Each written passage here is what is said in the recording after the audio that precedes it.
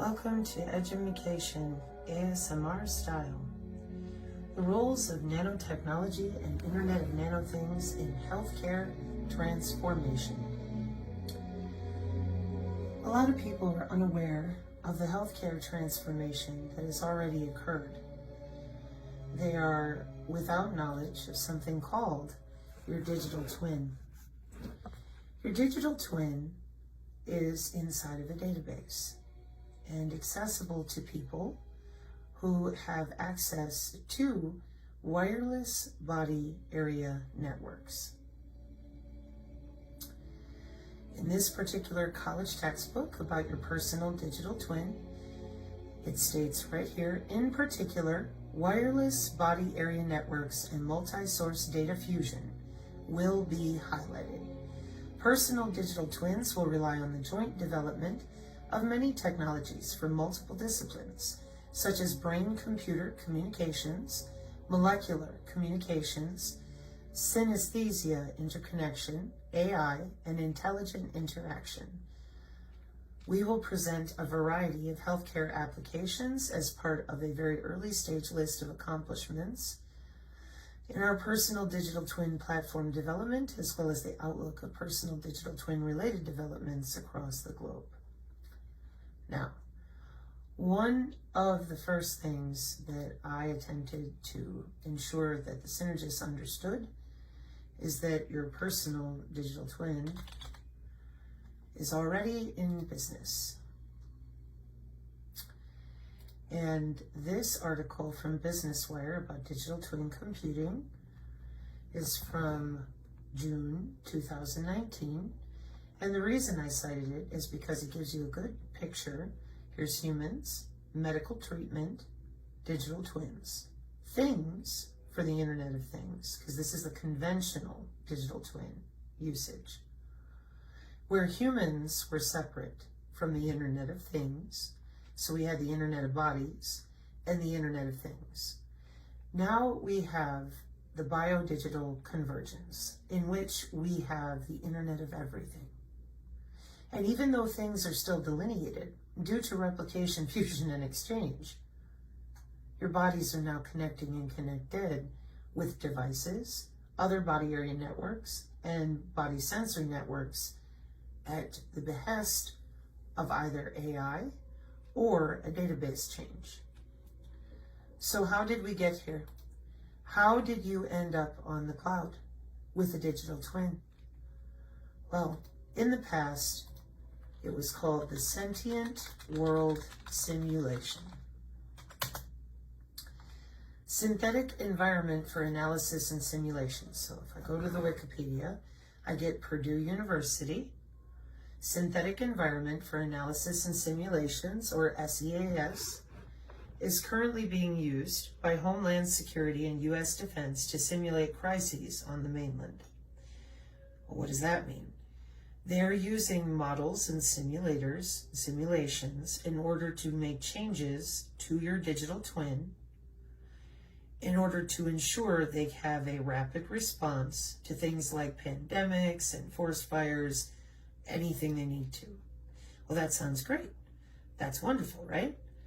Well, the problem is that they didn't tell anybody that your butt is connected to the cloud.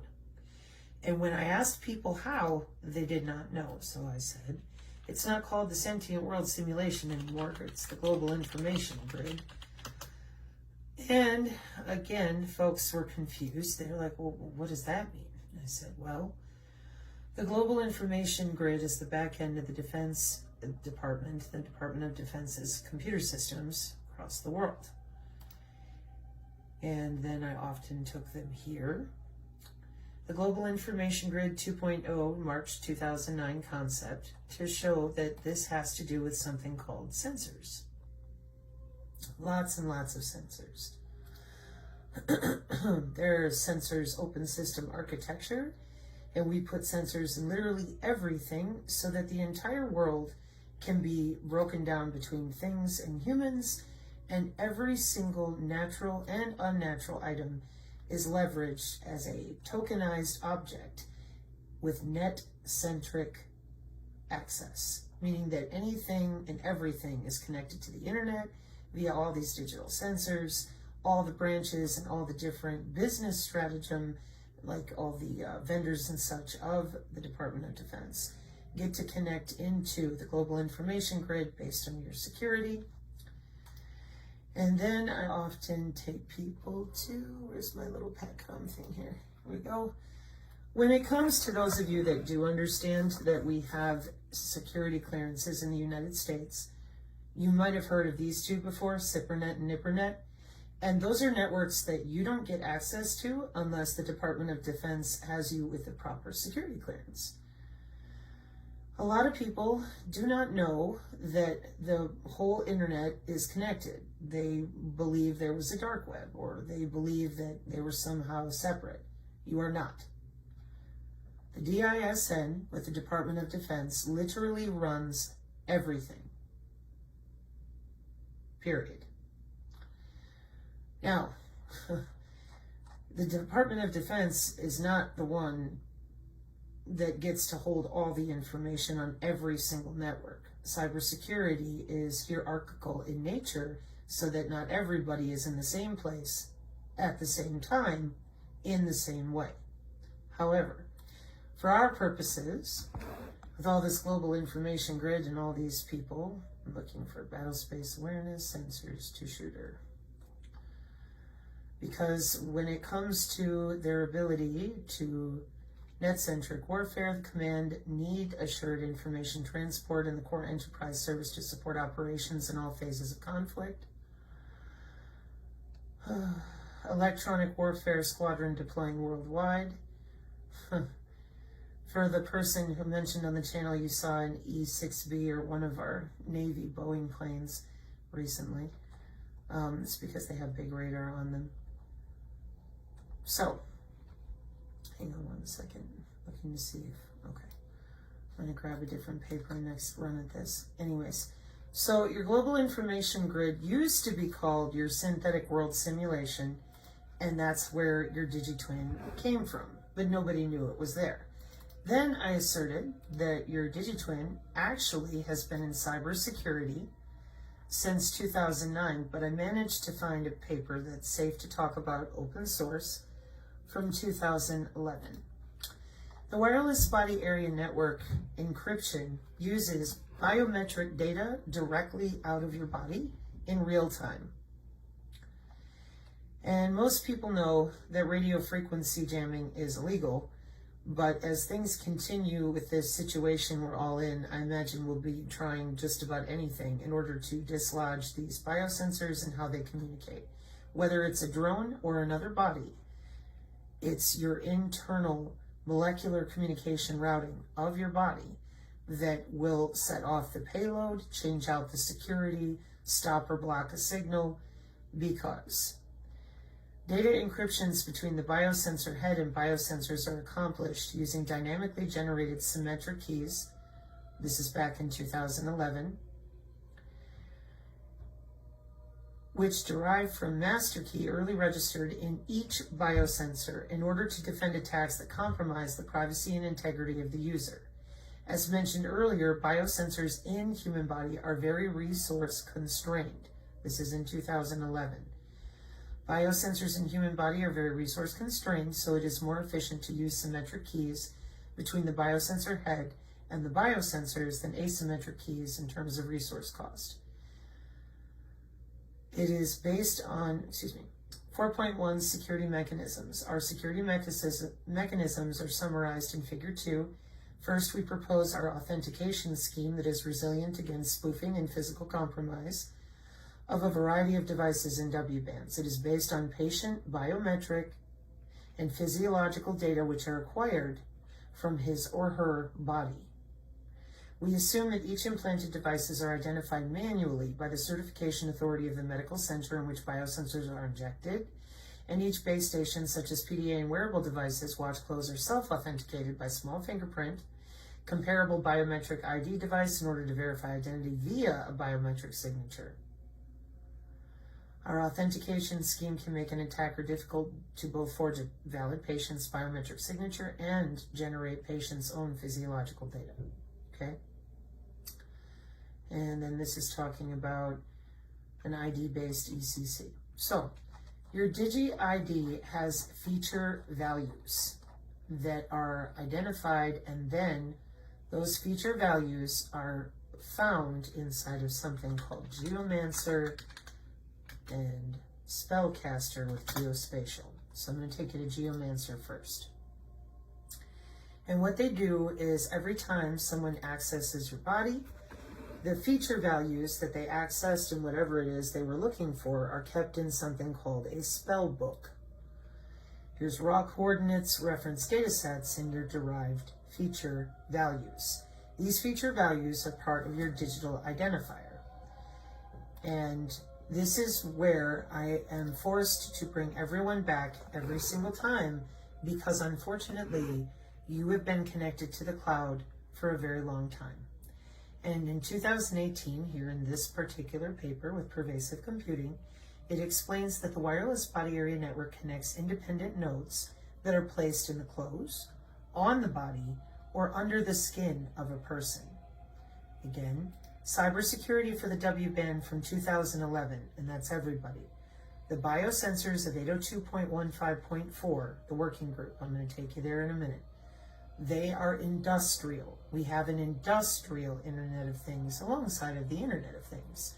And that's why they are not hackable. The W-bands don't show up to just anyone. There's specialized bioelectromagnetic algorithms and specialized routing protocols for the W-band to ensure that people can't just sniff it, hack it, crack it, and change people's physiological data.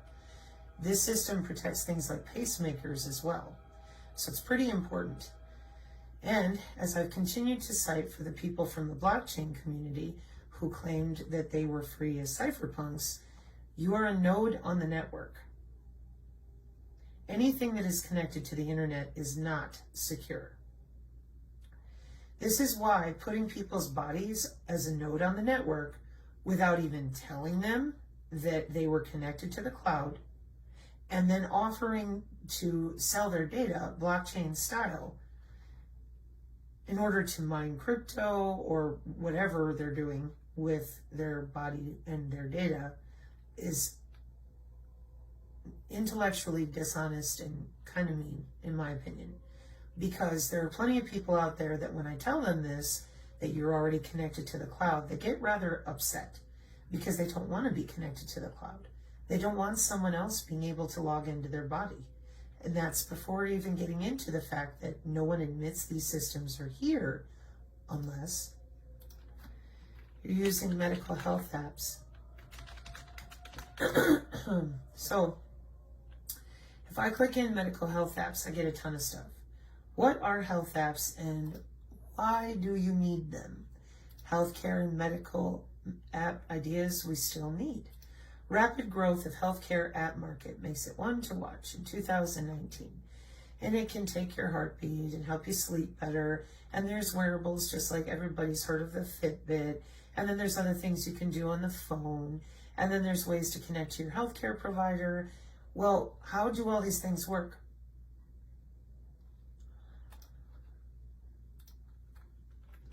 Biosignals.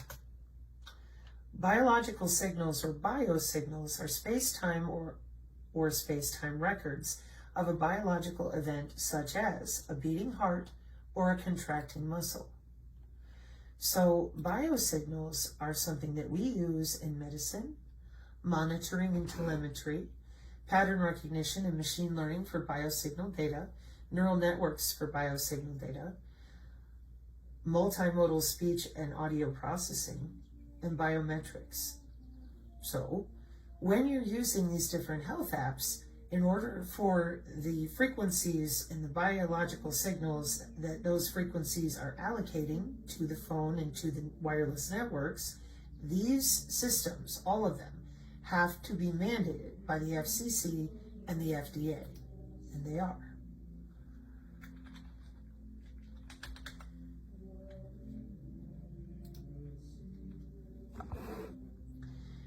Federal Communications Commission gives medical body area networks clean bill of health.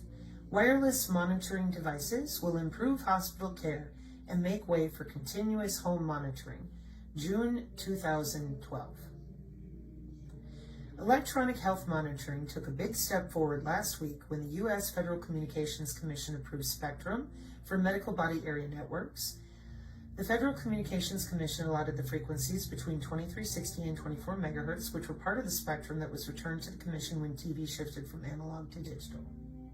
Okay, so where did we start? We started with talking about how your DigiTwin is already here with your wireless body area network, biometrics, cognition and control, cyber physical systems, which is where we're going to end up. Digital twin, digitization, intelligent connectivity, perception and sensing. Oh, excuse me. Personal digital twin, pervasive connectivity. See this word pervasive here? Check it out. Pervasive computing. What you need to know. Now, when I make the assertion that your body area network, you type in body area network, and you click on the Wikipedia, you read the paragraph, and it will tell you the development of wireless body area network technology started around 1995. And then I take you to this Wiley paper where we already have security protocols, cyber security, for you being connected to the cloud, whether you like it or not, with no way to access your own W-band, discern what is coming and going for biological signals from your body. Passive radar for opportunistic monitoring in e-health applications. Micro-Doppler extraction. Those are those feature values I mentioned prior. Whenever we pull your feature values for human activity recognition radar to see if you're sitting, standing, your gait, how you're breathing, we're using different bioelectromagnetic algorithms that are specifically matched to your DNA. We're using radar systems with that microdoppler in order to ensure that your body is electrically performing the way we want it to. So, when it comes to cybersecurity, what you need to understand is that your body is connected to the cloud. There is cybersecurity involved at very high levels of, for example, Space Force, to ensure that no one can just automatically hack into your human body communication, which is down here on the other side of the commonly used ultra-wideband. As you can see, this spectrum is much smaller than the big one over here. However, the problem that we face has to do with the molecular communication routing, because it's one thing to have gotten this far with no way to gain accountability from anybody who uses these systems. And that is why I kept coming back with the Medical Body Area Network Challenge. In 2018, the main reason that they switched to all this AI and medical body area network and wireless biosignaling has to do with your digital twin, the cybersecurity for your W-band, and saving the hospital money on getting sued because they can take your biomarker biosignals in real time. And so they started testing that out in the senior homes in 2014, and they've been cooking along ever since, and it seems like nobody really said anything. Because each time I brought it up, people continued to struggle. They didn't understand, how did the sensors get in me? I explained it's an industrial system, and I explained that the biosensors are made out of you. They are literally made out of you, your own tissue. So you Google biosensors. A biosensor is a device that measures biological or chemical reactions by generating signals proportional to the concentration of an analyte in the reaction. To click on images, open that up, so that you can see the analyte. The receptor could be an enzyme, nucleic acid, or an antibody. The transducer, optical, electrochemical, piezoelectric, or thermal, which then takes a biological signal and converts it into an electrical signal. What are biosensors and how are they impacting the virtual reality and healthcare industries? Biosensors have been around a very long time, and they are in use for many different things, not just biological sensing. As you can see over here on the right, 2012 tooth enamel biosensor, 2012 contact lens biosensors, 2015 integrated biosensors, and of course temporary tattoos, or more commonly known now, bioelectric tattoos, and your fabulous quantum dots. So the applications of biosensors have to do with environmental monitoring, soil monitoring, pathogen discovery, drug discovery, toxin detection, water monitoring. We use biosensors for quite literally everything. And these biosensors create different computer networks that we watch, not just your medical body area network with 4 layers of cybersecurity inside of you only. Layer 2 is you bootstrapping to a device. Layer 3 is your black box decision making to forward data to whoever it is that is meant to receive that data. So, your DigiTwin has already been approved by the FDA Modernization Act in Congress in 2022. This bill authorizes the use of certain alternatives to animal testing, including cell-based assays and computer models. That's your digital twin. Additionally, using those cell-based assays, which are essentially your DigiTwin and all these other passive radar systems they use to watch all your cell structure, this bill also removes the requirement to use animal studies as part of the process to obtain a license for biological product that is biosimilar or interchangeable with another biological product. And that is what upsets me the most, because people don't even know that we have living robots that are moving around to help take all these different types of biomarker signals, make changes with tissue scaffolding. They didn't tell people what they were really doing when they went with graphene healthcare. The injection itself creates a cyber nano interface. And for those of you that are curious, it's graphene, it's Google fingers graphene healthcare. I typically go to Frontier's Chemical Journal right here because it's the first one. It's got a beautiful image.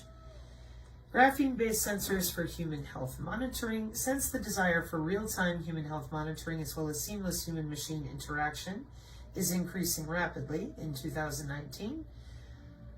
Plenty of research efforts have been made to investigate wearable sensors and implantable devices in recent years.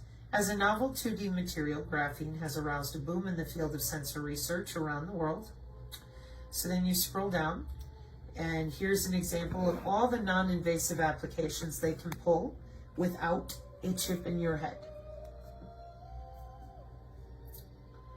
And the invasive applications can be done with an ingestible pill, a sensor that's on a quantum dot, or a little tattoo on your arm. It can be done with a needleless injection now.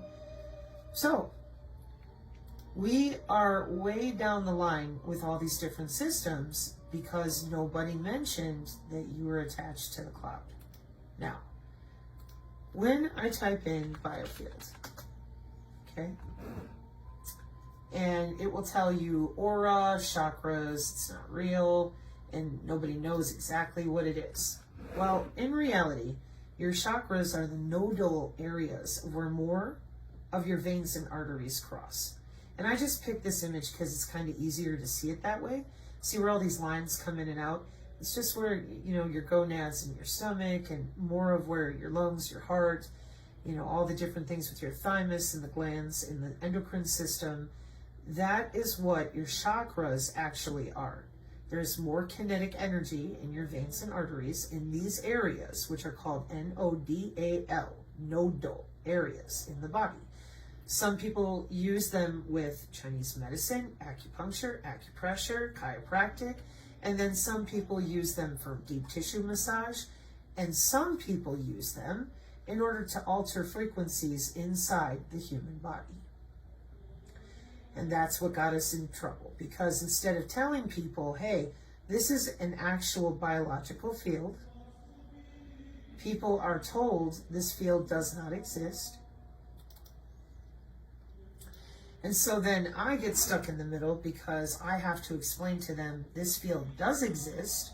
And as you can see here, the IEEE, International Standards for Electronics and Electrical Engineers, has an 802.15.6 standard called the Wireless Body Area Network. Now, here's what I advise people to do. When we're dealing with the biofield, you will be told that no, it's the aura. Nobody knows how to measure it. We don't know what it is. And then what I advise folks to do is I say, okay, because everybody knows that they're electrical, and everybody admits that they have some format of electricity in their body. So I say, go to 802.15 working group, click on images. What do you see? The electrical fields around the body. That's right. And then here's all the sensors that go with 802.15.4. The wireless sensor networks are 0.5. And when you click on this image, analysis of the IEEE 802.15.4a, because your Bluetooth, your millimeter wave, your body area network, the mesh networks, your personal area network, it's all here, because you're not allowed to talk about your own human electrical and electromagnetic anatomy. And then people would get upset and say, well, I need to see evidence. No problem. If you scroll down and you type in biofield, the biofield science, history, healing, and terminology is on the National Institute of Health. And you want to be looking at bioelectromagnetics, electromagnetic fields. And as you scroll and read here, it'll talk about all the different ways they labeled things, how they changed out concepts, and on and on. And specifically, they speak to the electromagnetism, etc. However, if you want to see the different ways that we measure all the different electric fields in the body, that is a different search. Human activity radar recognition. And this is where we come back to that whole concept of having a ton of sensors all around you in the air and inside your body.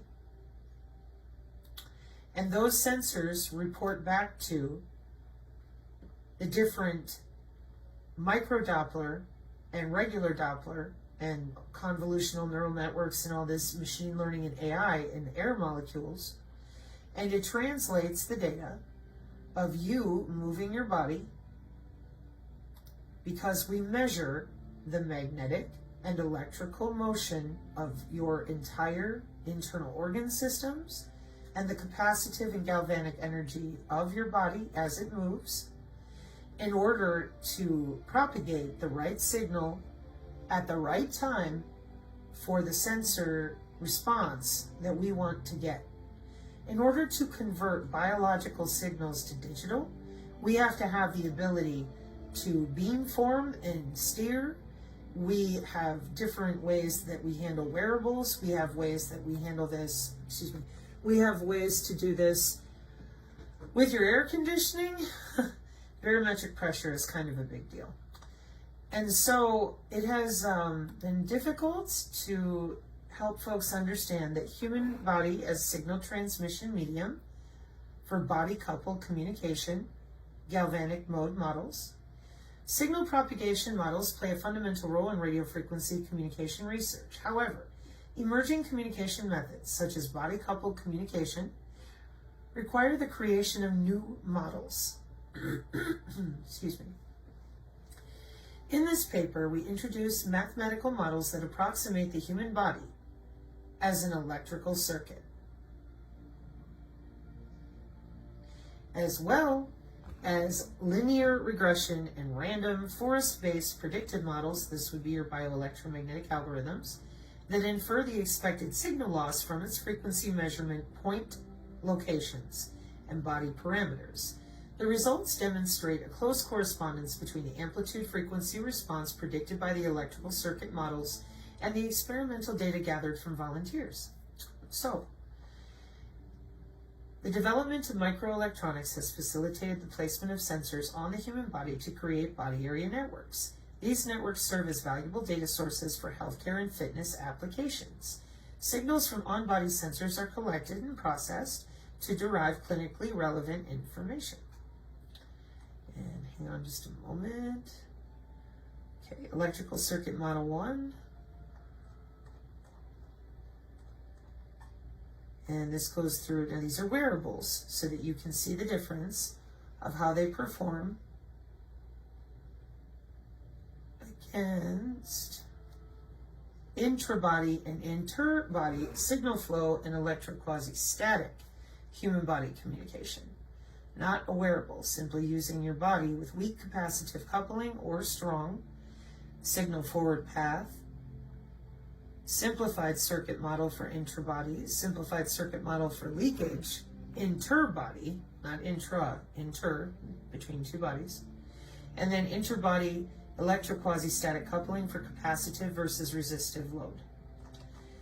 And then, I'm going to stay out of phase array, I think, this time. So, when I take people to human body communication and frequency, this is where the aura went.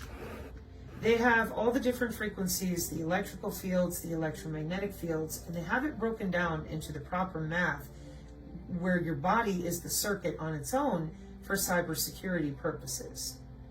And this is why I've been trying to get people to do the M-band challenge, because radio frequency was not cybersecurity secure enough. So we're using your body and all the different galvanic, piezoelectric, biochemical, and the current, like from your heartbeat, the natural flow of your veins and arteries, to propel the nano, to make the changes of routing of energy inside of you. So to continue to tell people that we don't know what the aura even is, when it's on the National Institute of Health as the human biofield. And to continue to tell people that we don't know how to manipulate their bodies, radio frequency radiation in a body area network, capacitive coupled human body communication, magnetic human body communication. Okay, not only do we know what we're doing, but we have multiple jobs and folks in every direction you can imagine in order to keep you cyber secure for things like your pacemaker or if you have an insulin pump. So, in cybersecurity, just to make sure you understand, as a node on the network, you are accessible to the physical data link network transport session presentation and application layers of data as they come and go. But given that your body is the physical layer of all this connectivity, data link layer can, and just a little bit of the network can host peer-to-peer, very close with just you and another person. But in the tokenized digital ledger system, it's always recorded somewhere with something called the remote PHY, physical layer. Okay? Your distributed ledger is a record of consensus with cryptographic audit trail maintained and validated by nodes. And that would be your biometric data, as I read out from 2011. It's a little updated now, and I'm going to get there momentarily. Blockchain is a way to implement a distributed ledger, but not all distributed ledgers necessarily employ blockchains. And again, your digital twin with air molecules that are nearby and can be changed by their states in order to affect something called wake-up radio. Software-defined metamaterials, it could be the smart dust, it could be actual wireless sensor networks that are supposed to interface with your body, and we have energy harvesting nanonodes that land on the outside of you to ultrasound-based wake-up radio, so we only want to wake up certain nodes. The nanonodes, however many of them are flowing through you, are passively flowing in the bloodstream, and energy harvesting entities to be localized for application support, e.g. targeted drug delivery. When I say precision AI healthcare and wireless drugging, I'm very sincere. That is the direction they are headed. That's why the FDA approved the DigiTwins, so that they could just use the wireless to get the electrical signal in. And the nanonodes, these little nanobots, they redistribute themselves based on the wake-up radio and the localization of themselves to where they're supposed to go or not go. This is why being a node on the World Wide Web without anyone saying anything about it is so dangerous now. We have terahertz radio for localization and communication, and we have energy harvesting nanowires that grow along and inside of the veins and arteries, helping out the energy harvesting entities. They tear themselves down, put themselves back together at the cost of your red blood cells and vasculature, the energy from your body. So, one of the things that comes with all this corona nanorouting is, for example, from the Journal of Nanotechnology, how can nanotechnology help to, hang on a second.